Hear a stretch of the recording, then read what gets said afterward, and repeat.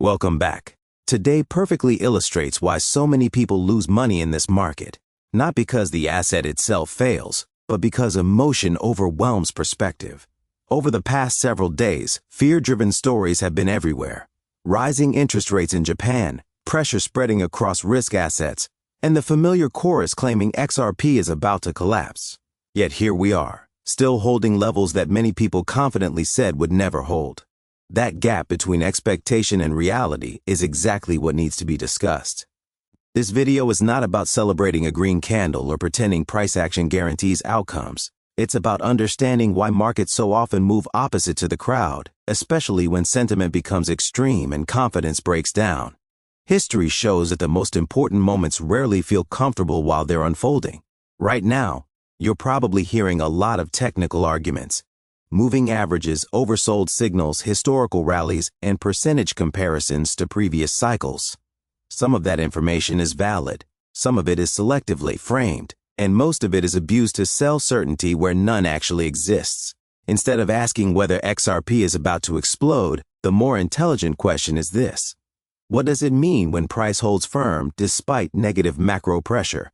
Because that's where real information exists, not in excitement, but in resilience.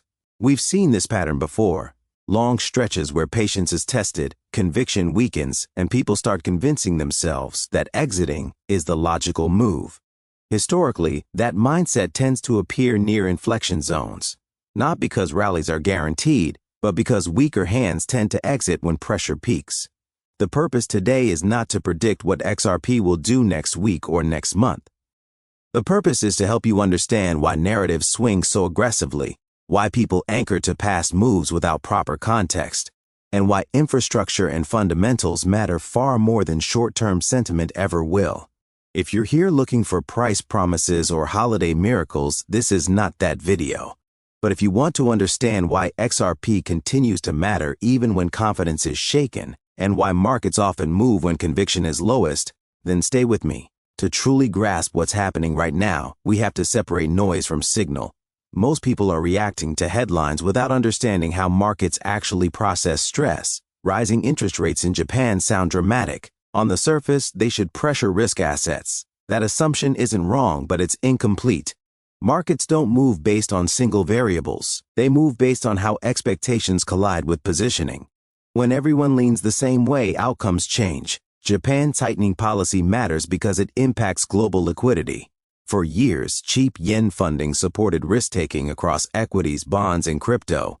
When that dynamic shifts, capital becomes selective. That doesn't mean everything collapses instantly. It means money stops chasing marginal bets and starts paying attention to durability. Assets that hold ground during tightening phases reveal something important about underlying positioning. That's why price holding above key psychological levels matters more than any individual indicator. Not because it guarantees upside, but because it shows selling pressure is being absorbed. If the market truly believed rising rates were an immediate death sentence for XRP, you wouldn't see stability. You'd see acceleration lower. That hasn't occurred. Now let's address technical narratives, because they're constantly misused. Moving averages and RSI are not magic triggers. They don't cause price movement. They reflect what has already happened. When people point to historical rallies that followed weakness below certain averages, they're not entirely wrong, but they often ignore context.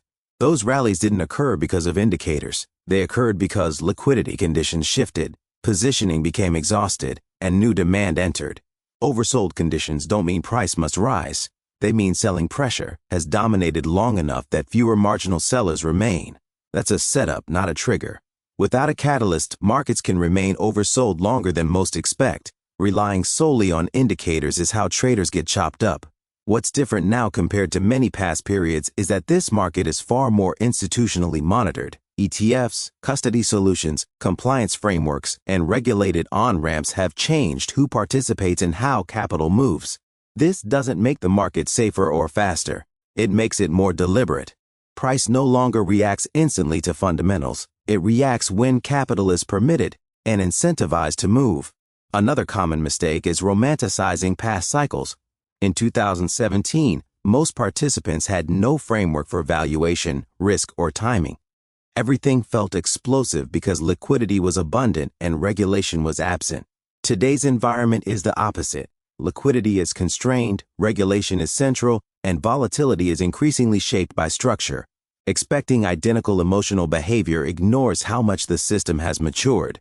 That maturity frustrates retail participants because it removes the illusion of easy money. Long periods of sideways movement feel pointless if you're only focused on price. But from a system perspective, sideways action during macro stress is not weakness. It's digestion. Markets don't trend endlessly. They pause and breathe. Sentiment cycles matter as well. Fear doesn't peak when price is lowest. It peaks when patience runs out. That's when people start telling themselves fundamentals no longer matter, even though those fundamentals haven't disappeared. Tokenization discussions haven't stopped. Settlement modernization hasn't stopped. Regulatory engagement hasn't stopped. What has changed is how quickly people expect results. That's where many get shaken out, not because they were wrong on direction, but because they underestimated how long the middle of the cycle lasts. Consolidation phases exist to punish impatience. They don't loudly reward conviction, they reward it quietly. So when you see XRP holding ground while fear dominates, don't rush to conclusions. It doesn't mean a rally is guaranteed. It means the market is still deciding. Decision phases are where weak assumptions get exposed. This is where most retail narratives collapse, because institutions don't view markets the same way individuals do. Retail looks at charts and asks, is this about to go up? Institutions look at structure and ask, is this system demonstrating durability under stress? Those are very different questions, and they produce very different behavior. Under macro pressure, smart money isn't trying to front-run breakouts. It's trying to avoid being wrong. Capital preservation comes before capital growth. That's why institutions don't chase rallies during tightening cycles. They wait for confirmation that liquidity, regulation, and infrastructure are aligned. Until then, patience isn't optional. It's policy. This is also where accumulation is misunderstood. Accumulation isn't loud. It doesn't look like parabolic candles. It looks like dull price action, relatively low volatility compared to fear, and consistent absorption of selling pressure. If you expect accumulation to feel exciting, you'll miss it every time. AI models tend to recognize this because they're blind to emotion. They focus on distribution patterns, volume, behavior, and duration. Time horizon is another major difference. Retail often operates on weeks or months. Institutions think in years. That allows them to tolerate extended periods of inactivity as long as the thesis remains intact. In fact, those periods are preferred because they allow positioning without competition. When price is euphoric, risk is highest. When price is ignored, risk is often lowest, assuming fundamentals haven't deteriorated. Liquidity remains central. Institutions understand liquidity doesn't return because people want it to. It returns when policy allows it and incentives align. Right now, liquidity is constrained, not destroyed. That distinction matters. Constrained liquidity creates compression. Compression creates symmetry, and symmetry resolves only when something in the system changes. Retail often mistakes compression for failure. They see time passing and assume opportunity is vanishing. Institutions see time passing and assume weaker participants are being filtered out. This isn't moral judgment. It's mechanics. Markets are designed to move capital from impatient hands to patient ones. Regulation plays a massive role. Institutions cannot act on belief. They act on permission. That's why regulatory progress matters even when price doesn't react. Legal clarity, compliance frameworks, and reporting standards are prerequisites for scale. Without them, large pools of capital remain sidelined regardless of how attractive a chart looks. This is also why institutional adoption rarely shows up as immediate price appreciation. The first phase is infrastructure readiness. The second is pilot usage. The third is integration. Price reacts late, not early. Retail expects price to lead adoption. In reality, adoption leads price quietly. AI-driven analysis reflects this by prioritizing sequence over excitement. It doesn't assume oversold means reversal. It asks whether conditions for sustained demand exist. If they don't, patience is the rational response. Another uncomfortable truth is that many people confuse conviction with stubbornness. Conviction means holding a thesis while constantly reevaluating it. Stubbornness means refusing to question assumptions. Institutions survive because they are ruthless about invalidation. When data changes, they adjust. Retail often clings to narratives even when conditions evolve. Right now, the data doesn't indicate a broken system. It indicates a system under pressure, consolidating, and waiting for alignment. That's not exciting, but it's not catastrophic.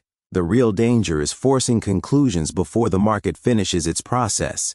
When you hear confident voices saying something must happen or always happens, understand those are emotional shortcuts. Markets don't owe repetition. They reward alignment. Now let's talk about XRP specifically, because this is where misunderstanding is most severe. XRP shouldn't be evaluated as a short-term speculative trade, nor treated like a meme asset that lives and dies on sentiment. Its relevance is tied to function, not excitement, which makes its behavior under stress very different. XRP exists as financial infrastructure.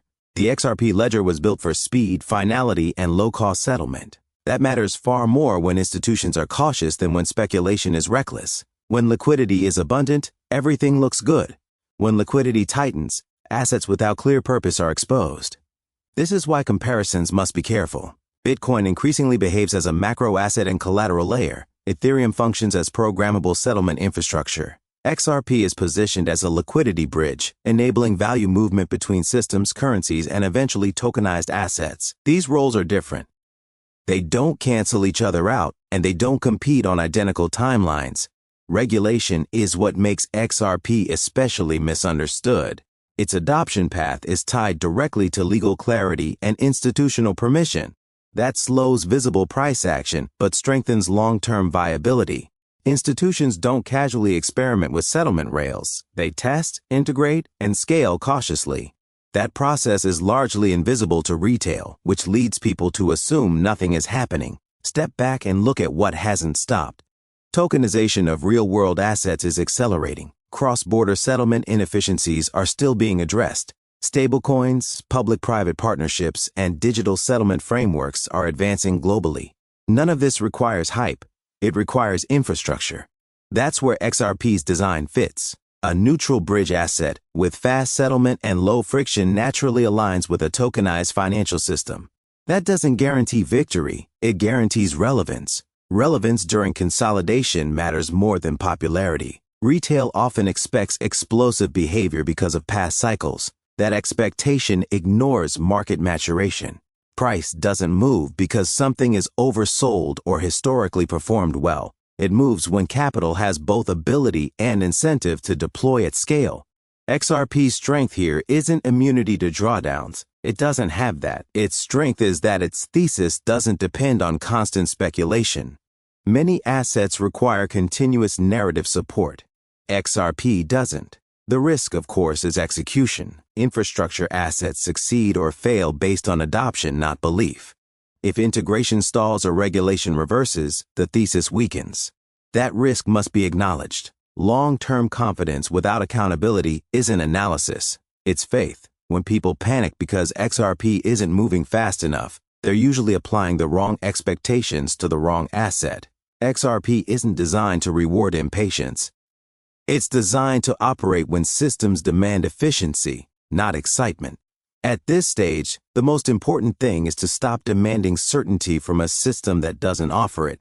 Markets don't move on loyalty, belief, or holding duration. They move when conditions align. Right now, conditions are still resolving, not collapsing, not exploding, resolving. This is where mindset outweighs timing. Most people don't lose money because they chose the wrong asset.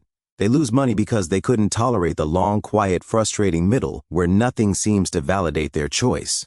That's where doubt grows, narratives intensify, and people rewrite history to justify exiting at the worst time. Here's the hard truth. If XRP's long-term thesis is correct, it will not reward impatience. It never has. Historically, the moments that mattered followed exhaustion, not comfort. That doesn't guarantee a rally. It means emotional capitulation usually precedes clarity. You don't need to feel euphoric right now. You don't need to be bullish daily. You don't even need full exposure. What you need is alignment between expectations and reality. Treating a long-term infrastructure asset like a short-term trade guarantees frustration. This phase is about discipline, about understanding why nothing feels urgent even though everything feels significant, about resisting the urge to act just to feel in control. Markets punish that impulse far more reliably than they punish patience. If liquidity improves, regulatory clarity continues, and institutional infrastructure advances, XRP will reflect that in time. If those stall, reassessment is required. Both paths demand honesty, not hype. Don't let noise force conclusions. Don't outsource conviction to influencers, charts, or AI. Use tools for context, not direction. Let structure guide behavior, not emotion. And remember, above all, this content is for educational purposes only and is not financial advice. Always do your own research.